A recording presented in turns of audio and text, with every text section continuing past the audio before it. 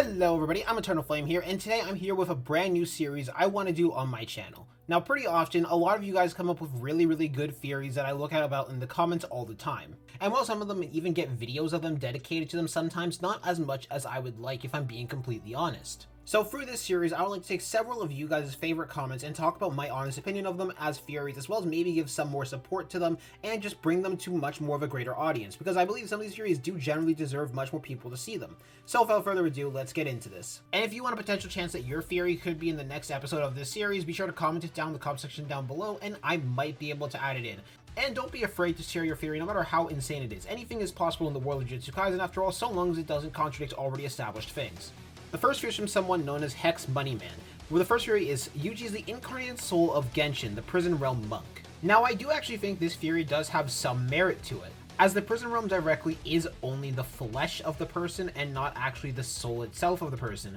Stack that on top of the fact that Sukuna is able to recognize Yuji's soul from somewhere, and it being the prison realm monk, who the prison realm monk is an incredibly ancient person, that would make a lot of sense. Furthermore, with the prison realm's ability to seal anyone inside of it, and it doesn't matter who so long as the conditions are met, in comparison to Yuji Itadori, who was able to keep Sukuna sealed inside of him even if he was fed all 20 fingers at once, so long as it was on a separate day basis, and Kenjaku's direct uncertainty of if 10 fingers would be enough to directly overpower Yuji's soul, it would make a lot of sense of how Yuji could be the perfect cage for someone like Sukuna, because they would have such an overpowered soul directly from being Genshin's original soul. It could also imply the potential of Yuji having a sealing technique he has direct access to, that he might be able to use in the future in order to seal Sukuna inside of him. I'm not too sure. And this would also be an incredible callback all the way to Kenjaku's direct plan that Yuji is the same thing that he used in order to seal Gojo, or at least the soul of what he used to seal Gojo. Stack that with a strong soul being able to amplify a body, as Mahito has directly made clear to us in the past that the body follows along in the shape of the soul,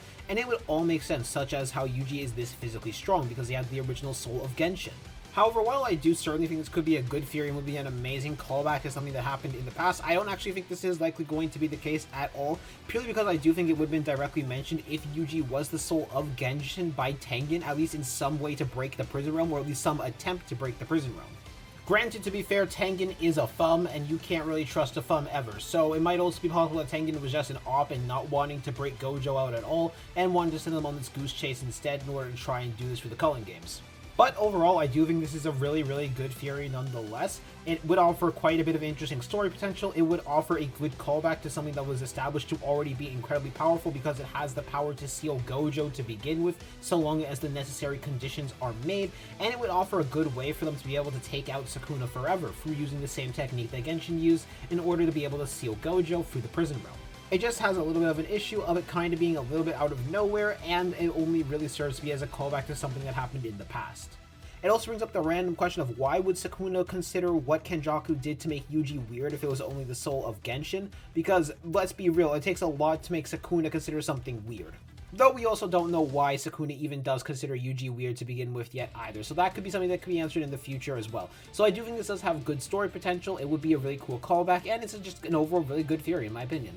And now we're going to move on to the second theory, which is directly from Bankaitis, which this theory is about Kenjaku's fourth technique. Now you might be wondering, what do I mean by fourth technique? Well, it's very heavily implied by Yuki that it could be possible that Kenjaku has access to a fourth technique, with the theory confirmed curse techniques that Kenjaku does have access to being Curse Spirit Manipulation, Anti-Gravity System from Kaori Itadori, and finally the ability to swap bodies through his own curse technique originally. Bankaitis, through his theory, wants to suggest that it could be possible that the fourth curse technique that they have access to is a cloning technique. And you might be wondering, who is the bag mask user? And that is the person that Gojo directly fought against in the past arc, who had the clone curse technique that was able to create 4 separate clones. Now in their theory, they basically have 5 points of evidence, which I'm going to go over through their 5 points and 5 reasons for why they think this could be possible. Which, number 1 is, this guy has a very big Stitches motif in their actual design with the mask, with the only other person who kinda has that big type of a Stitch motif in all of Jujutsu Kaisen being Kenjaku directly. The second point of evidence is that Gojo said that this is a very good curse technique, just the user of it is really bad,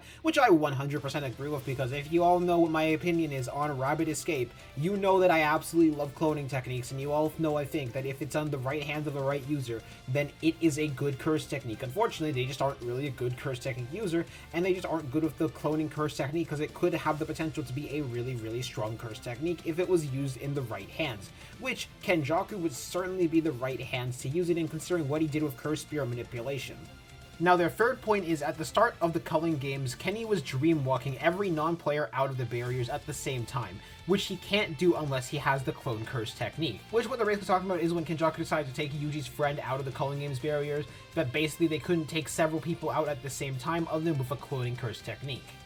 The fourth point is Yuki's assumption that Kenjaku has more than one curse technique, which I talked about a little bit earlier. And finally the fifth point, which is even if the real body gets killed, he wouldn't die because the other clones can become the real body. Which is basically saying that even though Kenjaku got stabbed in the head by Yuta, he's effectively just going to respawn inside of the clone's body that he's just been keeping in some other location instead, and that's how he's going to stay alive, and rather than this actually being his death. Now overall, I do think this is a really interesting theory. Like I said before in the previous theory, it would be a really good callback to the Gojo's past arc, and it wouldn't be something completely out of nowhere. It will be something that's already been established that there is someone with a clone technique user who has been established to be having a good curse technique, so why wouldn't Kenjaku want that? Furthermore, we have no idea what happened to the clone technique user guy, plus we know he is still likely still alive. So overall, I do think this is a very good theory, but I don't see this theory actually being likely at all to happen in the plot, for a few reasons. I feel if Kenjaku is right now very okay with no longer being alive anymore, and being able to just like let everything happen, knowing that he had succeeded in getting his plan to activate, even though he's not going to be the one to be able to watch it. This is supported by Kenjaku's last words of him being satisfied, him being happy that Takuro was the last one he got to play with, and while he hadn't had 1,000 years of fun, this was certainly worth it and he'll remember it. The final nail in the coffin for me, at least, that this likely isn't going to be the case is the fact that he passed on the ability to do the merger to Sukuna, and I don't know why he would do that if he is still alive to begin with, especially considering right now, if Sukuna goes out and if Sukuna does lose and die right here, Kenjaku can no longer activate the merger and he effectively has to start again. So I don't know why he would do that if he had a backup body somewhere around, and instead just let Sukuna have their fun and see if Sukuna did win or not, to then tell if he should activate the merger or not at the end. However, like they said directly, it could also be possible this is Kenjaku's direct way of faking out everybody and they're still actually alive and they're just going to likely show up at some later point into the show. Which I could see being possible, but I just see it being very unlikely. However, I do overall still just think this is a really good... It would serve as a really good callback. It would give a character purpose other than just being a random jobber to show how cool and strong Gojo was. So yeah, overall I see this as a good theory, but I see this as an extremely unlikely theory to come into the future, but I wouldn't say it's 100% impossible. After all, we still don't know what Kenjaku's actual fourth curse technique was, so it very well could be the cloning curse technique, which is a little bit supported as well by the evidence that you directly brought up. Now this next theory is from someone known as Dis Abyss, which their theory is basically this, that Jujutsu Kaisen itself and its entire universe is just one massive domain. The reason for this theory is because of the fact that in JJK Chapter 145 it is mentioned that Toji can break fate due to his disconnect with curse energy, much like how he isn't bound by the rules of domain. Fate to them is an effect of the domain that is the universe, or maybe the universe itself isn't a domain, but a domain simply surrounds the universe. With said universal sized domain that everything exists within, being how curse energy works, as well as how binding vows and basically the entire power system all living within this universe. It is all directly controlled within the universe itself, which is the ultimate true domain. Furthermore, this would also end up amplifying how big of a threat the merger is, as the merger might be powerful enough to change and challenge this universe itself and break the domain rules, thus changing the rules of reality and the universe itself. Alright, now this theory is 100% a crackpot theory, 120%. Like, this is one of the much more insane theories, but I'm gonna be honest, I really like this theory, because I find it a really cool and interesting theory. I've always found the way Jujutsu Kaisen functions and how it's a give or take type thing to be quite interesting. Furthermore, it would add a few more things too, such as the potential person who is running this universal size domain being the narrator itself. It would also be able to explain sometimes how the narrator sounds like they're more so giving their opinion about things, how they don't actually know what's happening all the time. For example, they gave potential ways to look at how Mahoraga could be adapting against Sukuna in Shibuya, or how the existence of Gojo basically needs to introduce a new patch to the game itself that is the universe, effectively making all of the cursed spirits stronger in result of the one person growing stronger as a result, and everyone else growing stronger after them. However, overall, I don't see this theory being likely to be true, if I'm being completely honest, but this would be a really cool plot twist, but I just don't see it being true at all. I don't know how many people would be okay with this. I'd be okay with this if I'm being completely honest, but I want to know what you guys think in the comment section down below, as we now move on to the next theory. The next theory that we're going to be looking at is from someone known as So Wavy, where their basic theory is, so what if Sukuna is hacking Jujutsu by knowing the true form of Jujutsu, like manipulating energy, like how him and Gojo can change the conditions of their domain? Now, I have actually dabbled a little bit on this theory before with my entire video about 2 theories on Sukuna's fire arrow technique, which check that out when you're done here. However, this theory is essentially asking what if it's possible that the way that Sukuna is able to create so many of his curse techniques, and the reason why he's so good with curse energy, is because he understands the true nature of Jutsu itself, and he doesn't really have a curse technique as a base, but this curse technique that he has access to is the ability to change true Jujutsu as a whole.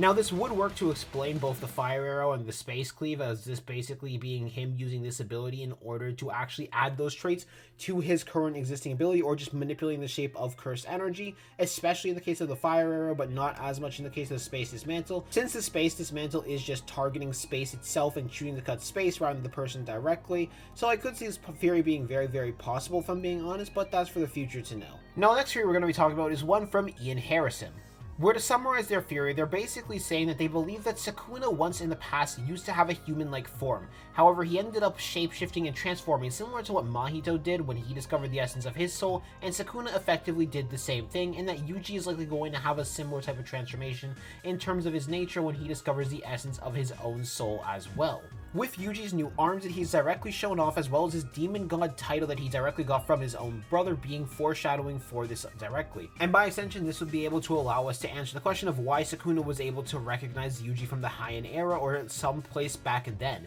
After all, Yuji's now accessing the true essence of his soul, likely through doing several black flashes in a similar way to how Mahito was able to access the true nature of his soul after landing a few black flashes and getting more and more understanding of his soul and who he is as a person. Now, not just do I agree with this theory being a very, very possible thing to happen in the future, there is a lot more that actually shows that it's going to be very, very possible for Yuji to unlock a true form with what has been directly established through the Soul Book. Number 1, Yuji's soul is insanely powerful. Now, I've talked about Yuji's soul a few times and how powerful it is for just being able to suppress Sukuna's soul alone, but on top of that, he is now directly able to affect Sukuna's soul, which Mahito, even inside of his domain, could not do. Furthermore, Yuji has debatably even more fine-tuned soul control than Mahito actually has, even though Mahito does have more possibilities because of his curse technique being directly built for it. Yuji does have a finer ability to target things in the soul, considering the fact that he is able to directly target the barrier in between Megumi and Sukuna's soul, something that Mahito was not able to do, for Mahito was only able to target both of the souls in one body at once, because if he was able to target only one soul in specific, then transfiguring Yuji would not be a problem for him. Finally, we know that Mahito is still someone directly on his mind, even up to this very point in time, as he remembers a lot about Mahito and is basing quite a few things on Mahito. For example, he is basing his current ability to break away at the barrier between Megumi and Sukuna's soul just completely based on how he was able to damage Mahito to begin with. So Yuji using all that knowledge in order to mimic what Mahito did in order to unlock his true form and basically do that to his own soul is something that I could see very much being possible the closer and closer he gets to understanding the very essence of his own soul, basically pulling a Mahito completely. I also see this being even more likely how Sukuna was able to change himself completely. After all, we do know that the body falls in the shape of the soul directly, and if Sukuna decided to turn his body into the perfect form using this soul and shapeshifting the soul in a similar way to how Mahito was able to create his true form, but instead Sukuna used it in order to create an extra mouth and 2 extra arms in order to create the perfect ideal form for Jujutsu, sorcery, and combat, or that this was just his true form all along after unlocking the true essence of his soul, I can see both of these being very, very possible, especially considering the level of deep control that both Sukuna and Yuji have directly shown over their own souls, and them just being able to pull off what Mahito was able to pull off, and using Mahito as the way to show off how powerful it could be with someone with a weaker soul would be an insane callback, and it just is something I think would overall do really, really well and just work amazing. However, there are issues with this because it could very well be possible that Mahito's true form is not a soul manipulation based thing, and it's just because of Mahito's curse technique that he's able to even do this to begin with. I'm not 100% sure on that, but it's currently leaning closer and closer to that until that gets debunked or not debunked in the future. But I think it is too early to say something for certain right now. So overall, I do give this theory a really good rating, and I think it could be possible that this could happen in the future. Now, the final theory is going to be from another commenter known as AceX420, where this last theory is actually a 2-in-1 theory, where the theory is effectively that Kenjaku is going to directly mess with Yuji's mind in order to force Yuji to awaken. After all, we know it's directly possible for Kenjaku to take consciousness into a dream-like state. After all, he did that exactly for Yuji's friend in order to take Yuji's friend out of the Culling Games barrier. So they're suggesting that it might be possible that Kenjaku might directly mess with Yuji's mind in order to awaken Yuji in the process in the battle against Sukuna. And their second theory is that Yuji is the last finger of Sukuna. This is due to both Yuji being soaked completely in Sukuna's cursed energy, as well as when Megumi ran past Yuji, he was able to sense Yuji's one finger Sukuna presence, even though Sukuna was not currently on him as a cursed object. Now, I do think the finger theory is a lot less likely because of the most recent chapter, which basically confirms that Yuta ate the finger. It's very heavily close to confirm that the way that Yuta copied the technique is by eating the finger directly. Or that Rika ate a finger, which would work due to a data book statement saying that if cursed spirits were to eat fingers, they would not become vessels, due to cursed spirits not being able to become vessels. However, to move back to the first theory, I do think it is very possible that if Yuji does ever end up getting an awakening, it has to have something to do with Kenjaku, and probably some mental sphere of Kenjaku doing some manipulation, or like some backup code that he left inside of Yuji Itadori. After all, Yuji Itadori is the experiment that Kenjaku is directly the most proud of, and has the most expectations for, so it would just make the most amount of sense that Kenjaku is the reason that Yuji Itadori would directly awaken, and just has planned something in the background, but we don't know what exactly he has planned, or why Yuji currently exists other than to have been a vessel for Sukuna, but we don't know if that is Yuji's full purpose quite yet, because there are several reasons why Yuji could have been invented to begin with. However, that's all the theories we have today from you guys, so thank you all for submitting your theories, and be sure to comment down your theories for the next episode, because you might get selected, and without further ado, I hope you all have a good day. I'm gonna see y'all later. Peace. Hey, you. Yeah, I'm here to hook you up with some really good anime merch and merch for comic book lovers. Now, do you love Jujutsu Kaisen, Dragon Ball, Naruto, One Piece, Bleach, Marvel, DC, and all of the above, and do you have your own nerd stuff that you're into? Well, I got some good stuff for you today, as our friends at Fandominion are here to hook you up because they got the best merch. If you've been around here for a while, you'll know that they've been with our channel for a long time. So you can take it from me that they got good merch, and they will hook you up with the highest quality merch. After all, I really recommend them. They got some really good merch, and I'm gonna hook you all up with something special. If you use the code TEF, really simple, really easy to remember, made it simple for all y'all, you get a 10% discount. Yeah, that's right, a 10% discount for all the merch you could possibly buy. And I guarantee you'll be happy with whatever you get. So, you guys make some money, I'll give you a discount, I make some money, we all get happy. Hope you all enjoy, and let's continue on with the rest of the video. Remember to check out Fandomian. Link in the description down below, as well as our code.